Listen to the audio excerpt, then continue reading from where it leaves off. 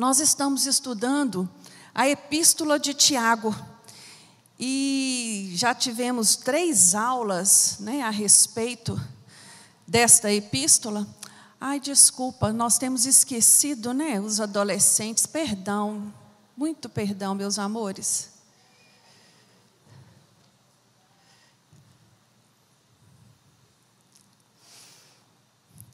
Nós já assistimos 3 aulas a respeito deste assunto e eu gostaria de fazer uma recapitulação com vocês, para que a gente não fique assim, meio sem entender a ordem sequencial dos assuntos que Tiago vai abordar em sua epístola. Apesar de ser uma epístola pequena, ela é rica e grande em verdades para a vida cristã. Então, na primeira aula, nos foi apresentado Tiago, o autor da epístola. Meio-irmão de Jesus, gerado no mesmo ventre que Jesus foi gerado, educado e crescido no mesmo lar que Jesus cresceu, mas só veio ter um encontro com o Jesus ressurreto. E ali a vida dele foi transformada, né? Tiago escreveu essa epístola aos cristãos dispersos. No momento de uma perseguição muito intensa, os cristãos se dispersaram por toda parte do mundo antigo conhecido da época. E Tiago se viu na posição de escrever a estes irmãos, encorajando-os a enfrentar esta perseguição de cabeça erguida, de coração alegre, cientes de por quem eles estavam lutando, né? E a sua fé professando. Na segunda aula, foi nos apresentado o valor das provações. Foi nos ensinado, né, que a maioria das grandes mudanças no caráter do homem e da mulher acontecem mediante ao quê? As grandes lutas. Vocês concordam? Grandes lutas.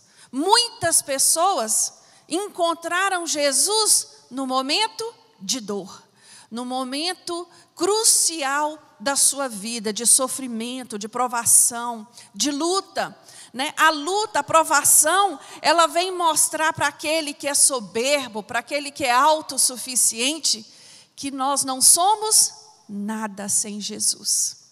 A terceira aula, ela veio tratar de um assunto muito interessante também. Ela veio falar sobre o valor.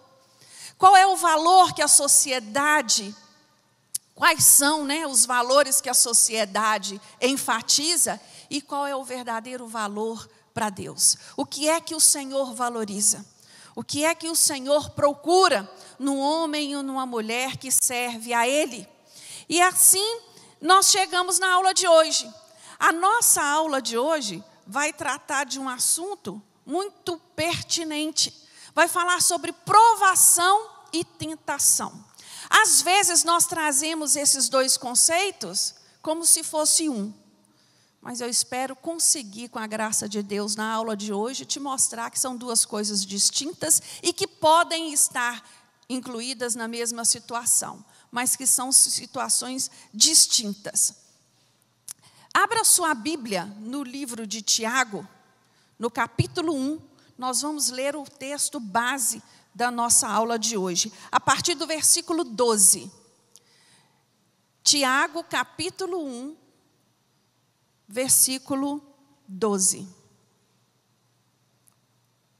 A palavra de Deus nos diz assim: bem-aventurado o homem que suporta a provação, porque depois de ter passado na prova, receberá a coroa da vida que o Senhor prometeu aos que o amam. Ninguém, ao ser tentado, diga: sou tentado por Deus, pois Deus não pode ser tentado pelo mal, e Ele a ninguém tenta. Cada um, porém, é tentado por sua própria cobiça, quando esta o atrai e seduz. Depois, havendo esse desejo concebido, dá à luz o pecado, e o pecado, sendo consumado, gera a morte. Sentadinho como você está, feche os seus olhos agora. Você vai falar para o Senhor: Senhor, fala comigo nessa manhã. Senhor, tem misericórdia de mim. Me ajuda a entender. Me ajuda a ser melhor. Senhor, meu Deus, que ambiente gostoso, Deus, é estar na tua casa. Como é maravilhoso saber que antes mesmo de aqui chegar, o Senhor já estava aqui nos aguardando. E o nosso coração, Senhor, se alegra, porque Tu és a razão da nossa existência. É por amor ao Senhor que estamos aqui. E por isso, meu Deus, nos achegamos a Ti, pedindo pela Tua misericórdia, mais uma vez sobre as nossas vidas. Nos dê entendimento, Deus, da Tua palavra. Nos dê, Senhor, inteligência. Nos capacita, Senhor, a fazer diferente. Nos ajude nesta manhã, mais uma vez, como o Senhor tem feito até aqui. Meu Deus, fala aos nossos corações. Senhor, me ajuda, porque eu de mim mesmo eu não tenho nada. Mas a Tua palavra, que nunca volta vazia, que ela possa encontrar nessa manhã corações abertos, terrenos férteis, para que ela venha frutificar. É o que eu te peço no nome de Jesus e te agradeço. Amém.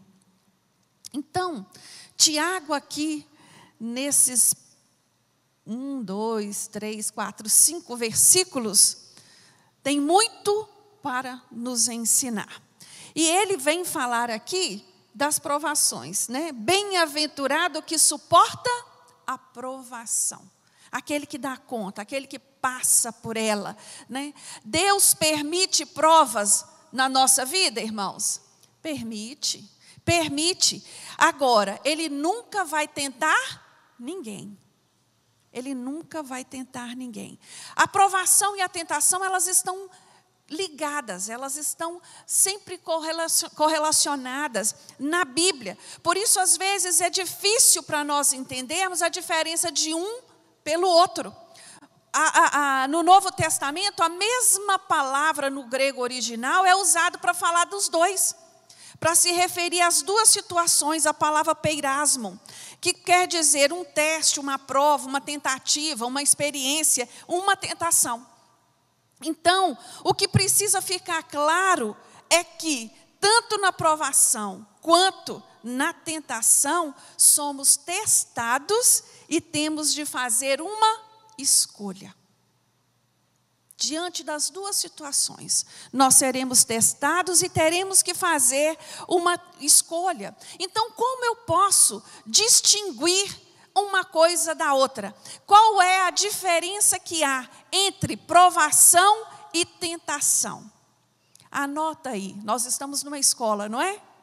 Provação quer dizer o teste da sua fé e da minha fé. Todas as vezes que eu estiver passando por uma provação, é a minha fé sendo testada. Testada para que eu cresça, testada para que eu amadureça, testada para que eu venha ser um crente melhor, testado para que eu progrida. A provação, ela tem esse alvo, por isso o Senhor permite a provação na vida do crente. Não para que ele venha falhar, não para que ele venha cair, não para que ele venha a tropeçar, mas para que ele venha sair mais fortalecido lá na frente. Que ele saia melhor. Se eu perguntar para vocês aqui, principalmente aqueles que estão há mais tempo na igreja, você, quando olha para a sua vida atrás, de quando você chegou, você se acha um crente melhor? Com certeza. Porque as provações pelas quais fomos passando têm nos tornado cristãos mais maduros. Tem período mais difíceis, tem períodos mais intensos de provação e tem as calmarias. Não é? Mas a provação, ela é a situação em que a nossa fé é testada. Diante dos problemas, das dificuldades da vida, somos confrontados a fazer uma escolha. Qual é essa escolha? Continuar crendo que o Senhor tem o controle de todas as coisas. Continuar obedecendo a palavra do Senhor. Continuar com nossos olhos na cruz. Irmãos, esse momento em que nós estamos vivendo, esse exato momento de pandemia, onde tantas pessoas tantas famílias enlutadas, tantas pessoas sofrendo com seus entes queridos enfermados. Isso é o quê? Uma provação. Uma provação que nós temos passado. Uma provação que tem dito para mim e para você: se eu curar, eu sou Deus. Se eu não curar, eu continuo sendo Deus. Vocês conseguem entender? É uma provação. E a igreja está passando por essa provação. E a fé de muitos estão sendo testadas. A fé de muitos estão sendo testadas. Porque este é o momento que nós estamos vivendo. Ninguém escolheu por pandemia. Ninguém fez a escolha errada. Nós estamos passando por isso. Um tempo de prova. E no tempo de prova, para que nossa fé seja aprovada, nós temos que ter em mente, nós temos que ter o nosso foco, apesar dos questionamentos que nós somos humanos, é muito porquê nestes momentos, porquê meu Deus, porquê isso, porquê comigo, porquê com o meu familiar, porquê com a minha família, porquê na minha casa.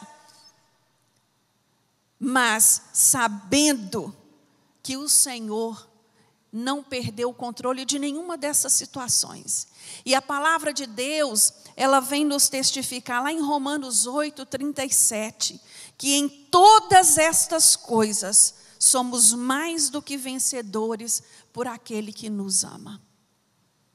Somos mais do que vencedores. E assim, nós vamos olhando para onde? Para frente. Nós vamos cantando o quê? Maranata, ora vem, Senhor Jesus. Ora vem, Senhor Jesus. Esse é o desejo da nossa alma.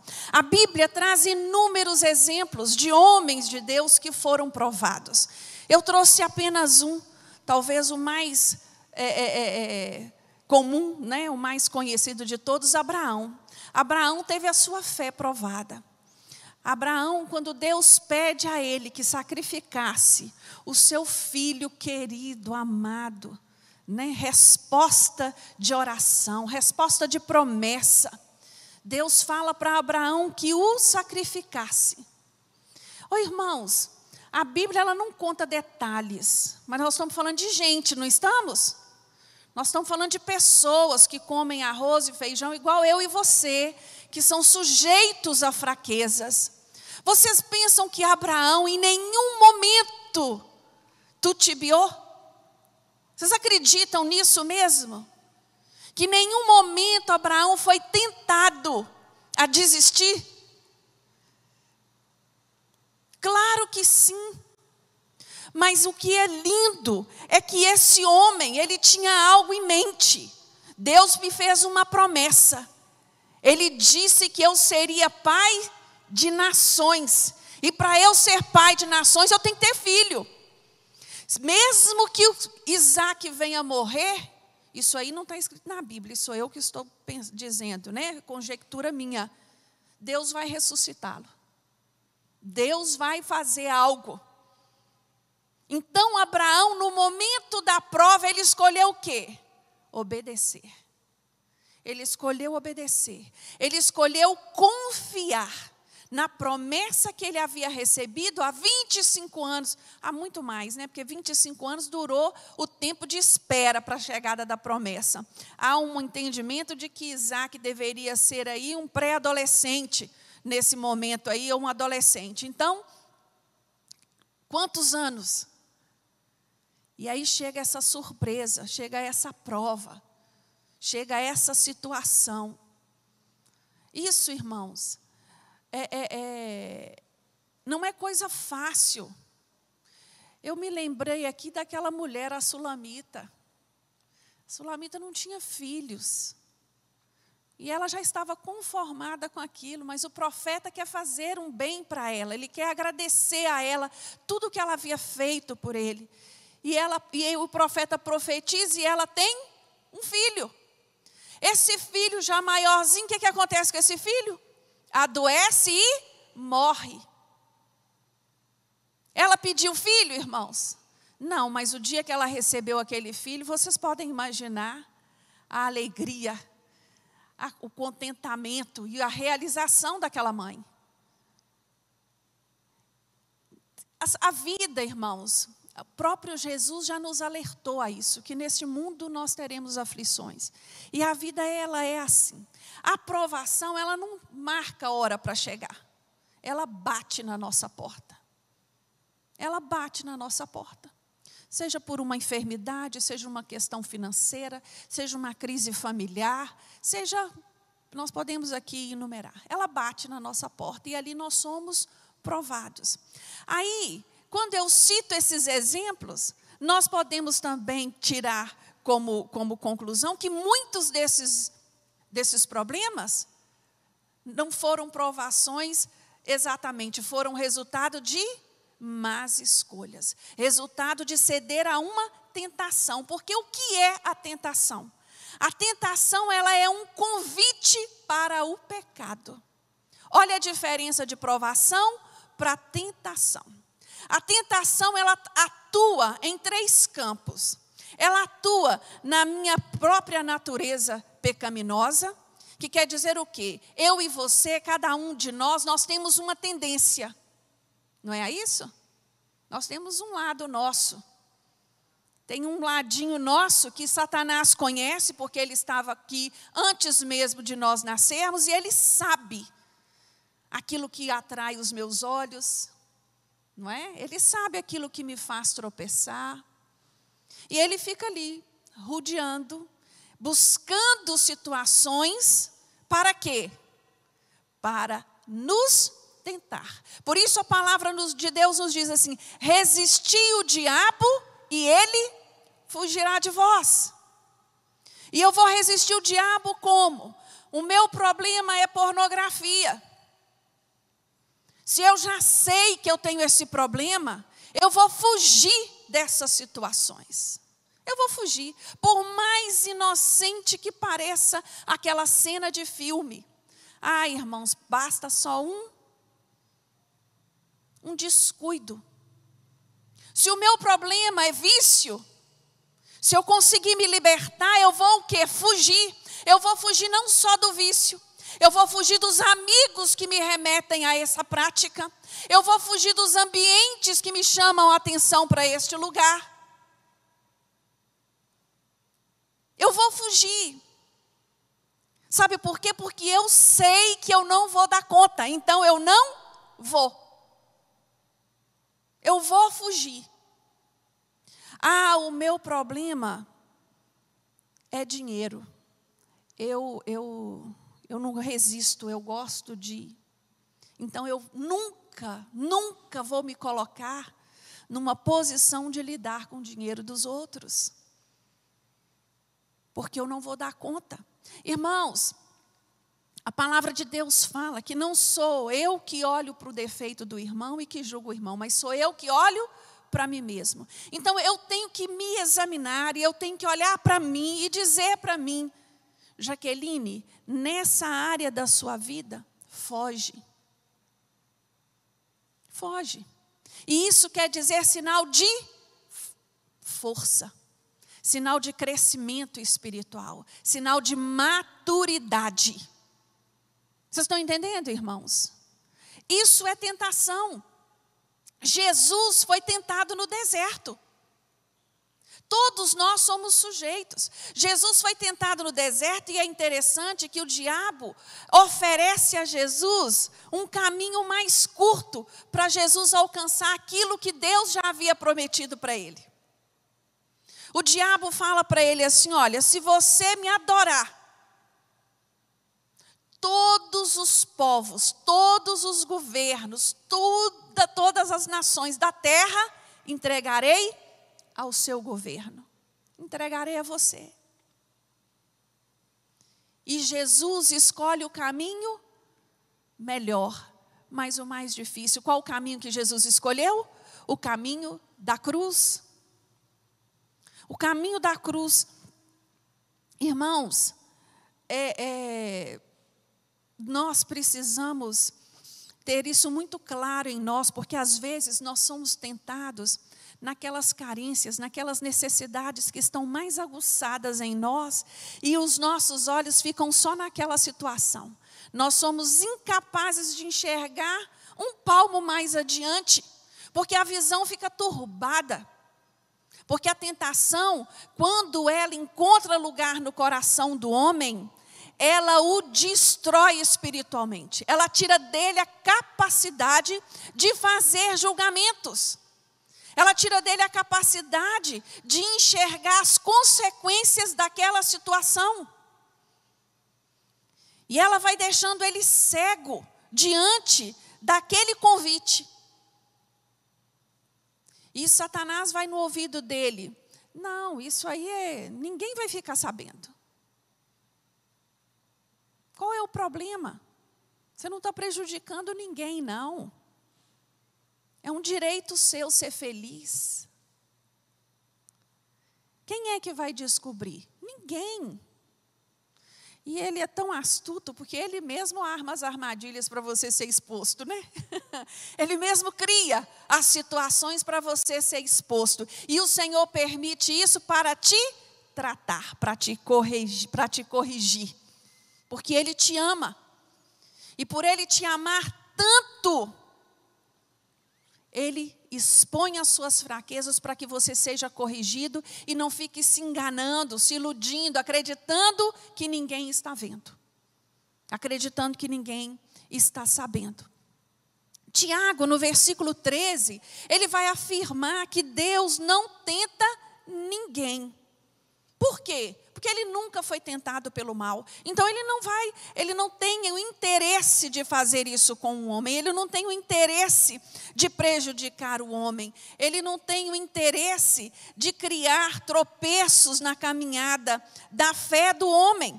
A fé, ela é testada para te fortalecer, como eu já disse, e não para te fazer parar.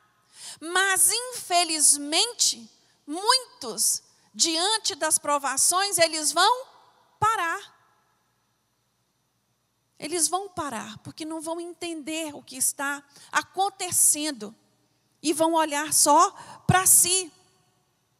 Lá no livro de 1 Pedro, no capítulo 1, dos versículos 6 e 7, Pedro vai dizer com uma clareza o motivo das provações da nossa vida.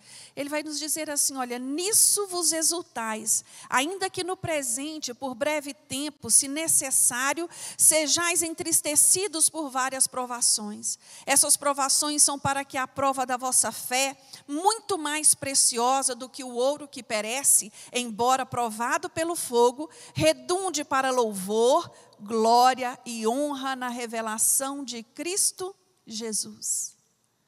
Meu irmão, minha irmã, aguenta firme. Você está passando pelo fogo?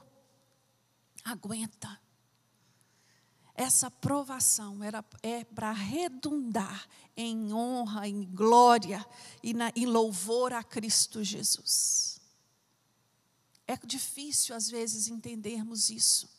No auge da nossa dor, no auge do nosso sofrimento. Mas que nós possamos buscar do Senhor essa clareza de entendimento diante das situações, diante das dificuldades. Por que nós passamos por provações? Alguém gosta de passar por isso, irmãos? Ninguém. Elas têm um motivo, elas têm um objetivo de ser? Tem. Elas têm. Tratar comigo e com você. Testar a minha e a sua fé.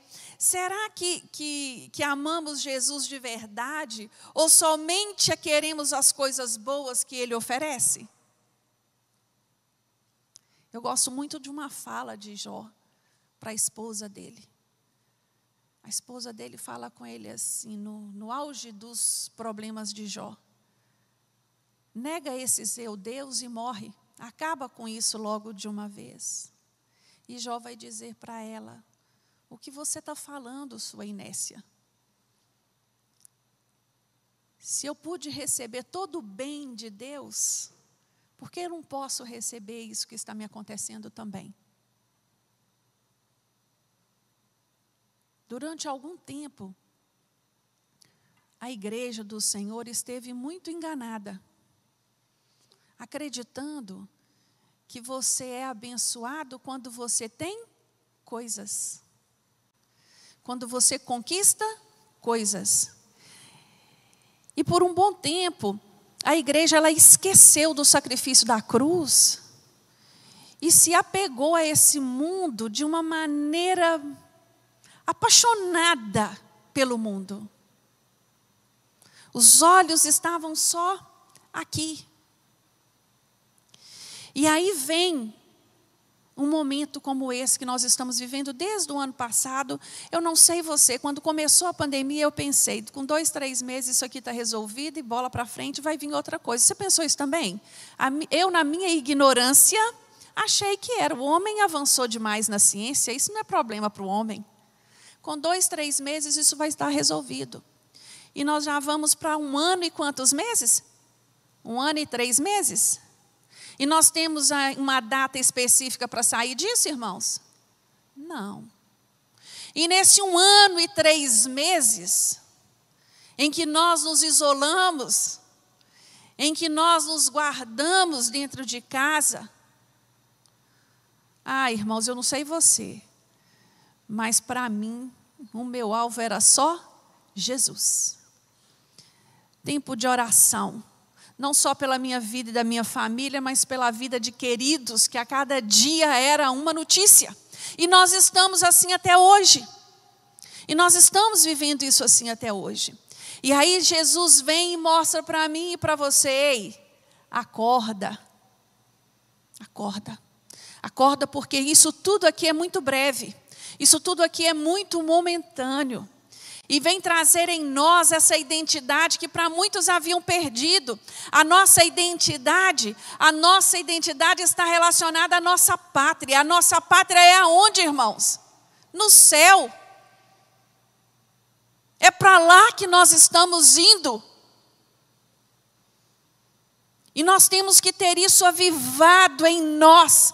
E é lindo porque a palavra de Deus, ela é assim, olha, você vai sofrer horrores e pronto, acabou? Não.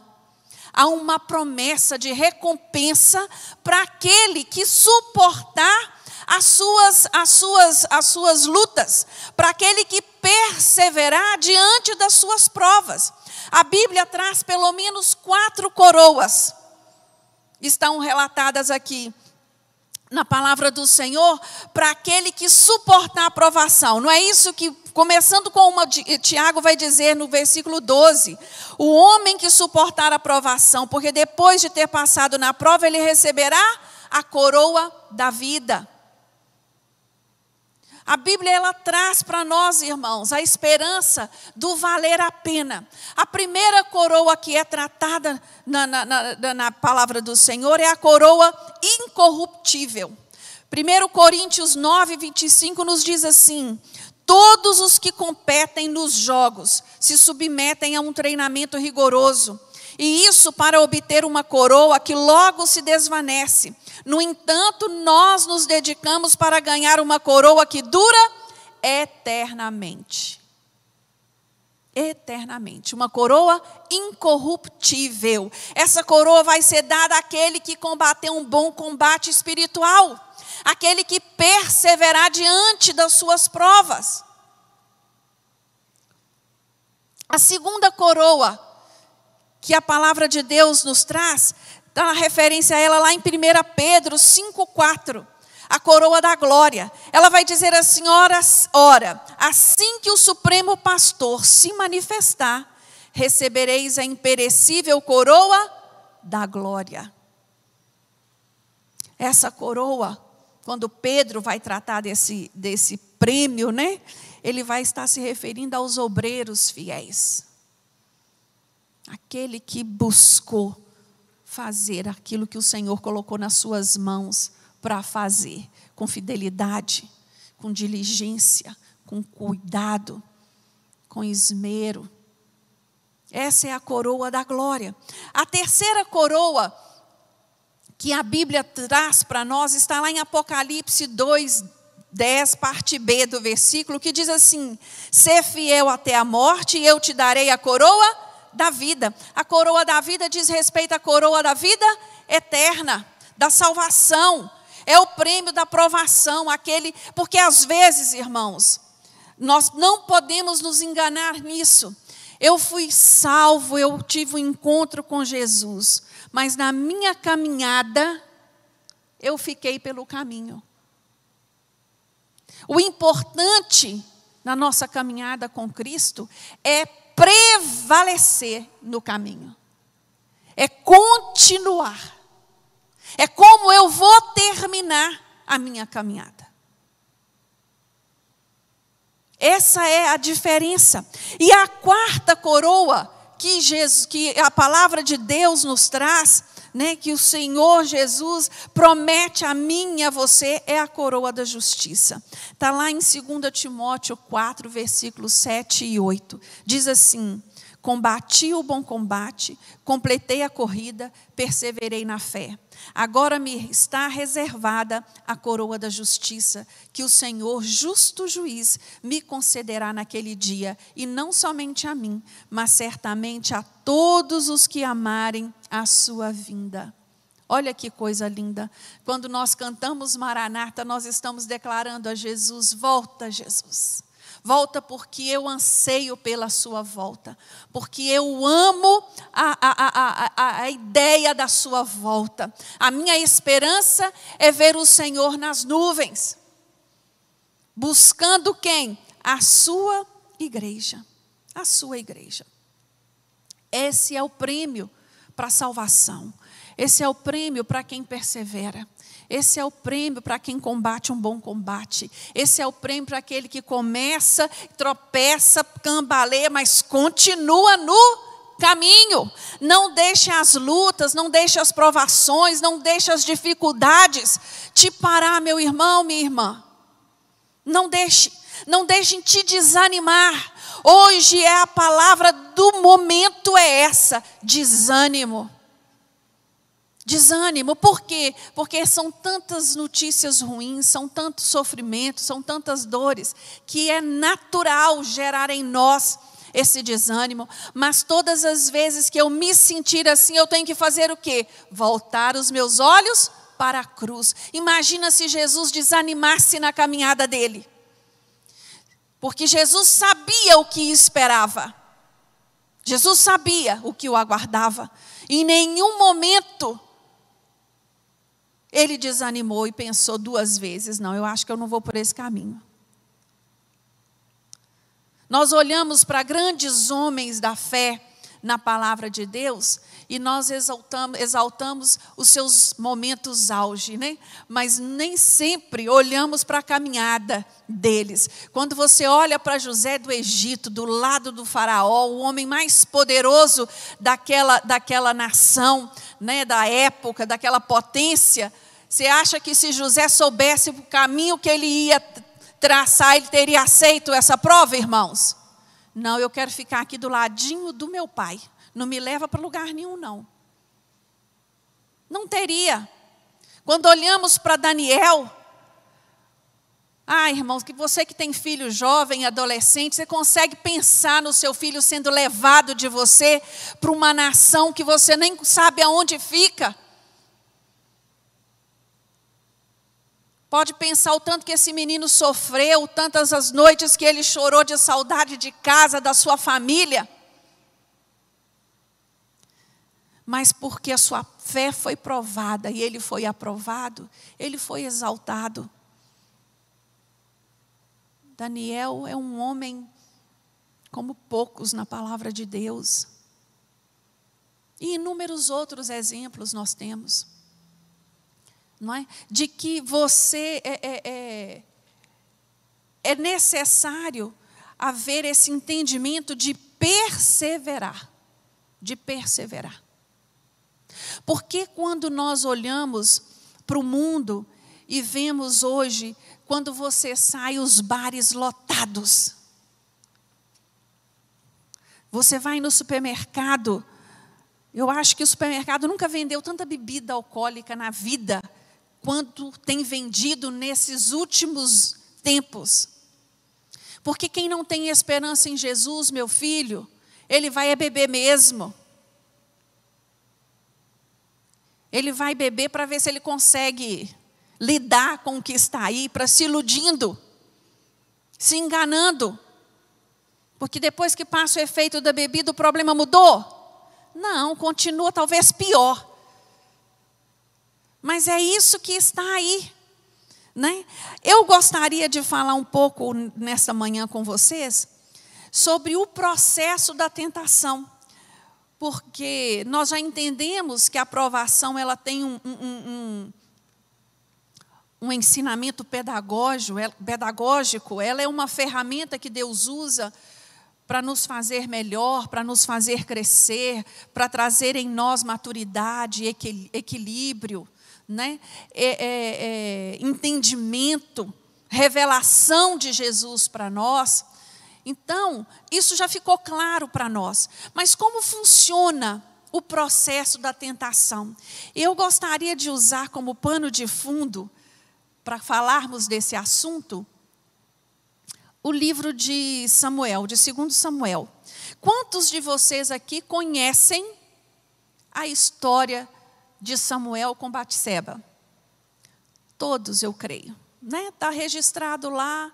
Você que está nos assistindo, se você não conhece, depois você vai lá no livro de 2 Samuel e você vai encontrar este assunto de uma maneira muito clara. Eu gostaria de usar esse assunto como nós não vamos ler, né, nós vamos passar.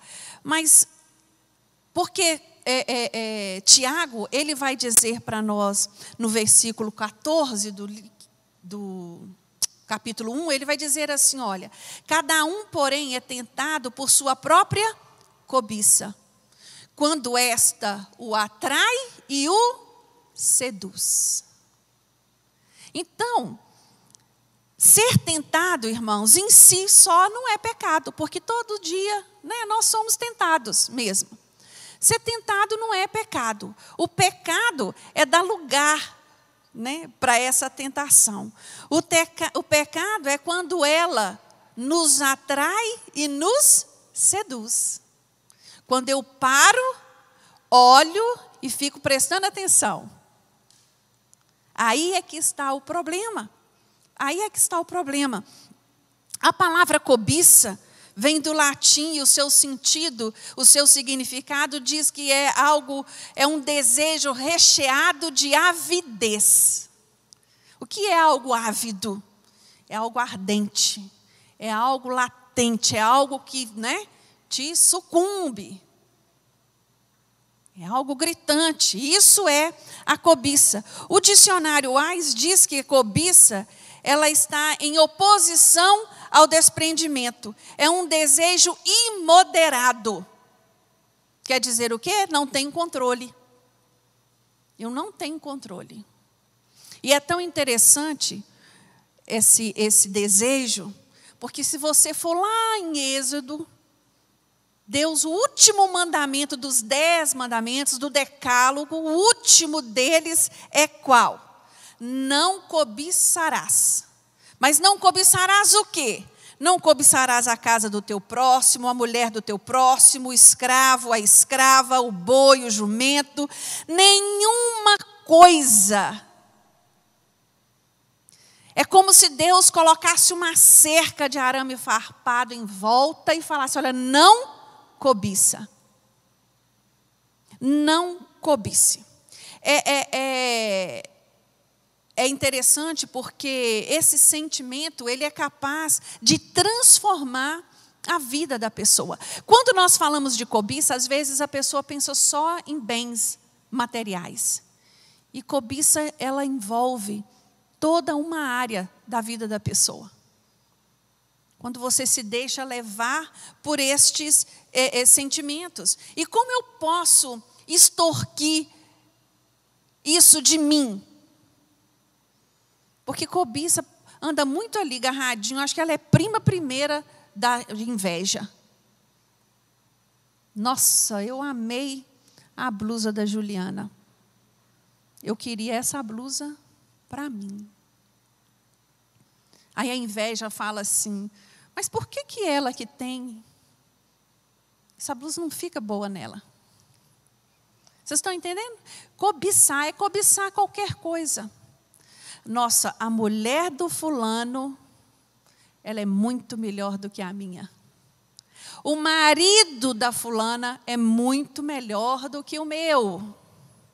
Olha como ele é bom para ela. É cobiçar. Ah, eu gosto da empregada da fulana de tal. Vou perguntar para ela quanto ela ganha. Vou oferecer o dobro do salário dela. Que ela não vai resistir e vem para mim. Eu estou falando de coisas absurdas, irmãos. São coisas corriqueiras que acontecem aí, né? Que estão envolvidas neste sentimento de cobiça. Então, voltando lá na história de Davi e Batseba, lá no capítulo 11, no versículo 1 do livro de Samuel, o autor faz questão de dizer que era primavera naquele tempo ali. E que na primavera era a época de quê, irmãos? Dos reis irem à guerra. Davi era o quê? Um rei. Davi estava na guerra? Não. Davi estava onde? No seu castelo, passeando. Ele devia estar contemplando, né? Ele estava o quê? Ocioso. E ele andando ali, olhando para cá e acolá, o olho dele passa por uma cena de uma mulher nua. E a Bíblia ainda diz que era algo bom de se ver. A Bíblia vai dizer isso, que era uma mulher de vista agradável. Então quer dizer, ela era bonita. E ele para e fica olhando. Ele deve ter debruçado assim, né? E ficou assistindo aquela cena. E quanto mais tempo ele ficou olhando, aquilo foi atraindo a atenção de Davi. A Bíblia fala que ele ali, ao ficar em Jerusalém, ele abandonou o seu desígnio. O seu desígnio era qual? O de estar lutando com o seu exército, de estar à frente do seu exército, de estar lutando. E, no entanto, ele estava ali preocupado com o quê? Com os seus próprios desejos. Meu irmão, todas as vezes que você abre mão do desígnio de Deus para a sua vida e fica dando muito lugar para os seus desejos carnais, olha, eu vou te falar uma coisa, é buraco. E é buraco sem fundo. É buraco. Há um ditado no mundo, que podia ser dito até que era um provérbio de Salomão, que diz assim, olha, a mente vazia, ela é o quê? Oficina do diabo. É a verdade. Quanto mais você fica ocioso, quanto mais você deixa a sua mente ser levada por pensamentos que não procedem do Senhor, você vai perdendo as rédeas, você vai desarmando a vigilância do seu espírito e vai dando lugar àquilo que entristece ao Senhor. E daí para o pecado ser consumado, é um tris. É um tris. Irmãos, eu vou falar para os homens aqui. Quando passa uma mulher, principalmente no nosso país, né, onde as mulheres elas se preocupam muito, há uma vaidade, né, exacerbada pela beleza física, e elas expõem isso mesmo com gosto. Minha janela dá de frente para a rua, eu vejo de tudo. Chega a ser assim, até engraçado. Mas, quando você passa, você homem, e vê uma mulher bonita, você vai falar assim, eu não quero ver, eu não quero ver, eu não quero ver. Você está vendo. Não, que mulher bonita, ela é bonita. Agora, Quando eu passo por ela, eu paro e eu volto e eu fico, meu Deus. Ou às vezes até eu expresso um comentário. Aí, meu irmão, você já foi atraído. E é interessante esses dois verbos que Tiago usa. Atrai e seduz. São dois verbos que o caçador, que o pescador usa. O pescador, quando ele coloca a isca na ponta do anzol, é para fazer o quê? Para seduzir o peixe. O peixe, quando olha para aquele negocinho brilhando, para aquele negocinho mexendo, ele quer o quê? Abocanhar. Ele não tem noção do que está por trás daquilo. E quando ele se vê, ele está morto. O passarinho, não sei se usa isso hoje em dia, mas antigamente não fazia uns negócios assim, uma arapuca, né? Uma arapuca para pegar o passarinho. O bichinho ia ali atraído por quê? Pelas comidinhas que estavam lá para ele. Era ele entrar. É impressionante, eu fico apaixonada com as palavras que Tiago usa, porque é isso que Tiago está dizendo. A tentação, ela faz isso comigo e com você, ela atrai a nossa atenção. Ela nos chama a atenção e depois ela nos seduz. E aí, meu amigo, minha amiga, para o ato ser consumado é questão só de tempo, porque você vai achar um jeito e você vai buscar uma maneira para que isso aconteça. E foi isso que Davi fez. Davi chama, ele não perguntou se aquela mulher era casada, se aquela mulher, nada. Ele só chama um criado seu e fala assim, traz aquela mulher para mim. Rei manda, né, meus irmãos? Rei manda, é aquele ditado, manda quem pode, obedece quem tem juízo. E tanto obedeceu quem foi mandado buscar, como ela que foi mandada vir. E ali, a Bíblia diz que ele teve um relacionamento, né, com essa mulher. A concupiscência dos olhos de Davi, a cobiça dele, aquilo que ele queria era ser saciado daquilo que o atraiu, daquilo que o seduziu. E ele não vai medir esforços para isso acontecer. Só que a Bíblia diz que depois de atraído, que depois de seduzido, havendo o desejo concebido, a palavra concebido lá atrás para você remete a você o quê? Um gerar, né? Conceber um bebê. Está gerando uma criança. Depois de concebido, você dá à luz. Então, Davi, o tempo que ele ficou olhando aquela mulher ali, ele ficou pensando em todos os detalhes do que ele iria fazer. Quais seriam os seus passos? Como ele iria atrair aquela mulher para ele? Como ele iria fazer para ter aquela mulher com ele? O que Davi queria, na verdade, era só saciar aquele desejo momentâneo. Eu não creio, a Bíblia não diz isso, que ele olhou e falou assim, eu quero tomar essa mulher como minha esposa. Não. Até porque se fosse esse o desejo, a atitude não seria essa. Só que, deste relacionamento momentâneo, dessa pulada de cerca, sei lá que nome a gente pode dar para isso, gera-se um filho. Gera-se um filho. E essa mulher manda dizer para Davi, olha, eu estou grávida. Irmãos, se Davi pudesse imaginar toda a tragédia que essa escolha que ele fez, que essa atitude que ele tomou, fosse trazer para a vida dele, vocês acham que ele teria feito isso? Não, por isso que está registrado aqui na Bíblia, sabe para quê? Para alertar a mim e a você. Para chamar a minha atenção e a sua. Como nós devemos estar atentos diante dessas seduções que a vida nos apresenta, que não são inúmeras, né? E aqui ele recebe a notícia de que ela estava grávida. Então, o ato já havia sido concebido e agora ia dar luz ao pecado, literalmente, porque a mulher estava grávida.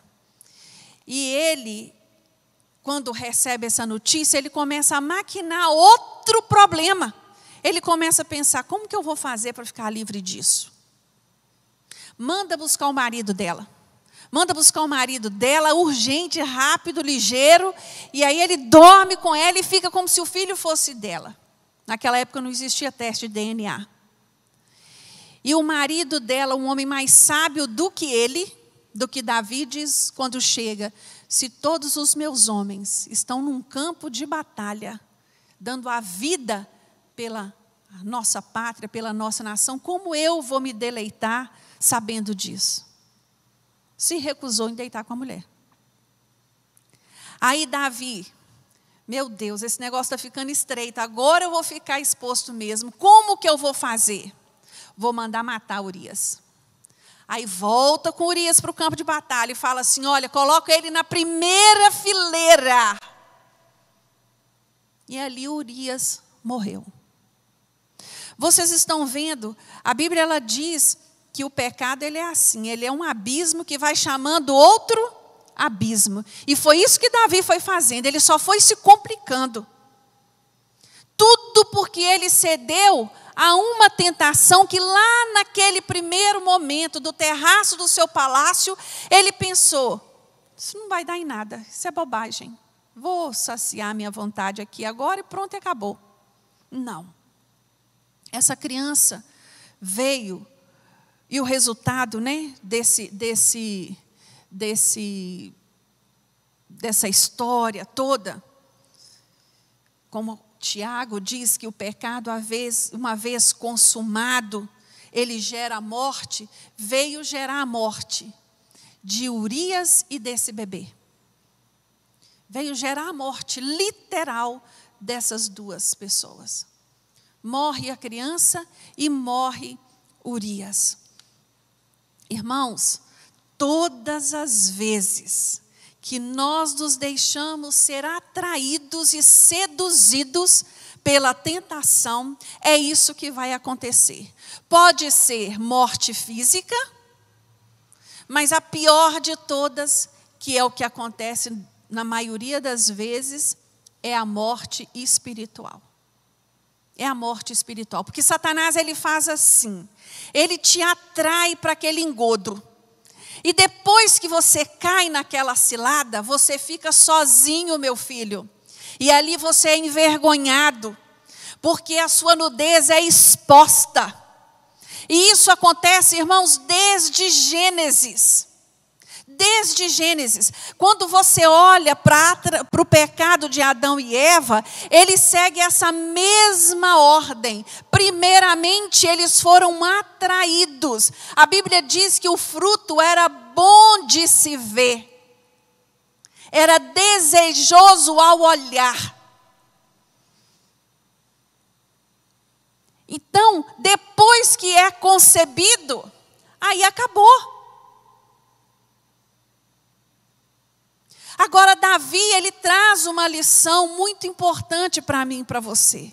Porque Davi, ele mostra que nós servimos a um Deus misericordioso, que não tem limite em nos perdoar e de nos ajudar, de nos erguer do lugar onde nós nos encontramos, de nos dar a mão, de nos criar um novo momento para a nossa história. Davi vai se humilhar diante de Deus. E ele vai reconhecer todos os seus erros, todas as suas falhas. Porque tem outra coisa, irmãos. Se humilhar diante de Deus, pondo a culpa em outro, não funciona não. Adão, quando se esconde de Deus, e Deus pergunta para ele: mas como é que você teve entendimento da sua nudez? Adão não responde a pergunta de Deus. Adão vai dizer a Deus assim: a culpa é da mulher que você me deu. Essa desculpa colou para Adão? Só a Eva que foi expulsa do jardim? Não. É necessário você ter maturidade para olhar para os seus erros e se humilhar verdadeiramente diante de Deus, o único que tem poder para escrever uma nova história na vida do homem, para restaurar o homem, para restabelecer a sua honra, a sua dignidade. É o único. E é isso que Davi faz. Davi se humilha diante do Senhor. Ele se rasga diante de Deus. E ele vai falar para Deus: eu pequei, Senhor. Eu verdadeiramente errei. Às vezes, nós vamos pedir perdão a Deus e a gente fica assim: meu Deus, perdoa as minhas falhas. Eu penso que Deus deve ficar assim: quais são as suas falhas? Quais foram os seus erros? O que você fez? Aí, ao invés de eu nomeá-las, eu vou dizer: ah, Deus, você sabe, eu vivo num mundo corrupto. Eu faço parte desse mundo corrupto. Como que eu vou fazer? Se eu não tivesse feito, eu teria sido engolido.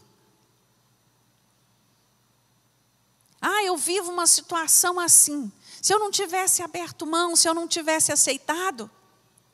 Não, não é isso que Deus quer ouvir de mim e nem de você. Irmãos, concluindo,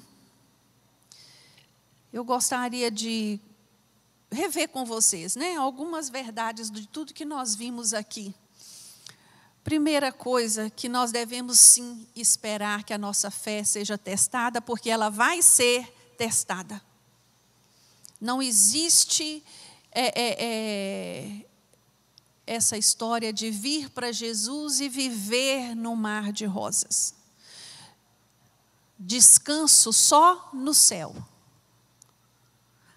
Alegria completa no céu. Amor verdadeiro no céu. Paz no céu. Aqui na terra, nós iremos experimentar lampejos destas coisas na vida, mas nunca na sua plenitude, mas nunca na sua constância eterna.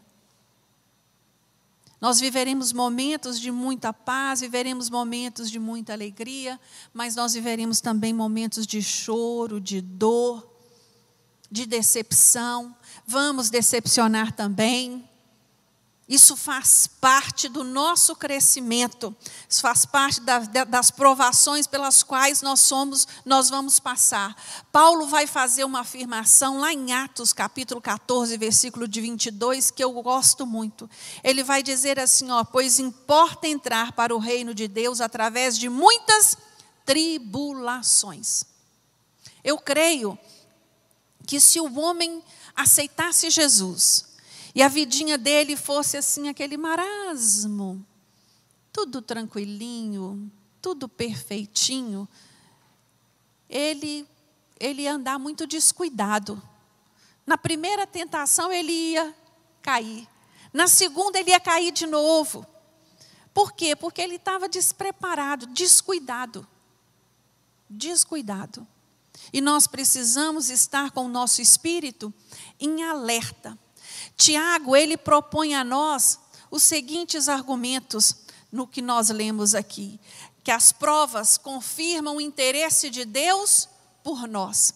Hebreus capítulo 12, versículos 5 e 6 diz assim: filho meu, não desprezes a correção do Senhor e não desanimes quando por ele fores repreendido, porque o Senhor corrige a quem ama e açoita a todo o que recebe por filho. Qual é a maneira que o Senhor tem para corrigir a mim e a você? Através das lutas, através das provações. É que ele nos ensina. Segunda coisa que Tiago traz para nós, que as provas nos tornam conscientes de nossos avanços, retrocessos, aptidões e fraquezas. E é verdade. Ela chama a nossa atenção para isso. Terceiro, as provas nos fortalecem. E quarto e último, as provas produzem aperfeiçoamento, nos tornam maduros. Hoje, eu queria fazer uma pergunta para você. O que você escolhe para a sua vida hoje? Perseverar diante das lutas e das provações ou desanimar? acreditando que você é a vítima, acreditando que as coisas ruins só acontecem com você, acreditando que você é a palmatória do mundo. Você entendeu que aquele que Deus ama, Ele corrige. Aquele que Deus ama, Ele prova a sua fé. Aquele que Deus ama, Ele anseia te ver uma pessoa o quê? Melhor, madura, equilibrada emocionalmente e espiritualmente. Que você venha crescer a cada dia mais. Esse é o alvo do Senhor para nós. Sabe por quê? Porque Ele estabeleceu um modelo para mim e para você. O nosso modelo é Jesus Cristo. Então o Senhor vai trabalhar em mim e você para que nós possamos a cada dia exalar o perfume de Cristo nessa terra e sermos pessoas influentes para Jesus. Que a nossa presença, que a nossa vida, que o nosso testemunho venha atrair as pessoas para Cristo e não expulsá-las. Que as pessoas desejem estar na casa de Deus por sua causa. Como eu gosto da Helena. Helena, qual a igreja que você vai? Você é crente, né? Qual a igreja que você vai? Eu tenho que desejar. É isso que a igreja primitiva fazia. As pessoas na igreja primitiva, as pessoas eram atraídas a Cristo pela vida dos seus membros. Que nós possamos fazer essa escolha. Amém? Eu queria te convidar a ficar de pé, esticar suas perninhas um pouquinho. E nós vamos fazer essa oração agora nessa manhã. Coloca a mão no seu coração. Você vai falar com sinceridade a Deus. Você vai dizer a Ele: Senhor, me ajuda. Me ajuda a fazer a escolha certa diante das tentações. Me ajuda a fazer a escolha certa diante das provações. Eu entendi que vou ser provado, mas eu quero perseverar. Vai falando você com Deus, porque você sabe quais as áreas que são difíceis para você. Vai pedindo ao Senhor que Ele venha fortalecer você nessa manhã. Senhor, meu Deus, como igreja do Senhor, nós nos colocamos diante de Ti nesta hora para clamar, para pedir pelo auxílio do Santo Espírito. Ah, Deus, como necessitamos da Sua capacitação em nossas vidas. Meu Deus, nos ajuda a fazer a escolha certa. Ah, Deus, que possamos perseverar diante das provações. Neste momento sabemos que tem muitas vidas chorando, tem muitas vidas sofrendo. Que o Senhor vá de encontro a cada coração abatido, Senhor, e renove as forças, renove a esperança, renova o ânimo na vida dos Teus filhos. Meu Deus, não nos deixe, Senhor, desviar do caminho que é Jesus Cristo. Fortalece os nossos pés, fortalece os nossos joelhos, que nesta caminhada, Senhor, nós possamos prosseguir firmes e fortes, sabendo que o nosso Redentor vive e que em breve virá para nos buscar. Aleluias.